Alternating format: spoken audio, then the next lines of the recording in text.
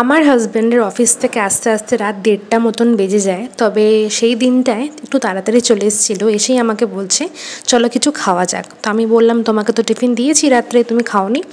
তো বলছে যে না না খেয়েছি, খিদে আমার পায়নি, তবে কিছু ঝাল ঝাল খেতে ইচ্ছা করছে। তো ব্যাস ভাবলাম যে কি খাওয়া যায় অত রাত্রে। তো রান্নাঘরে গিয়ে দেখলাম যে না, এক প্যাকেট হাক্কা নুডলস আছে, আগের দিন আমরা নিয়ে এসেছিলাম সেটা। তো এখানে প্রসাদ আমাকে সব কিছু কেটে ফেটে দিয়েছে।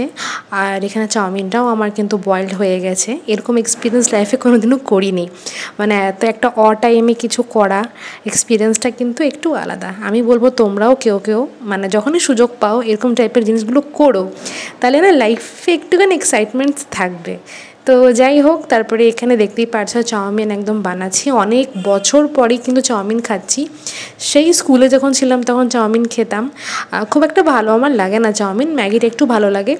তো যাই হোক, এখানে খুব সিম্পলভাবে চাউমিনটা তৈরি করলাম। আর দেখা হচ্ছে পরের ভিডিওতে।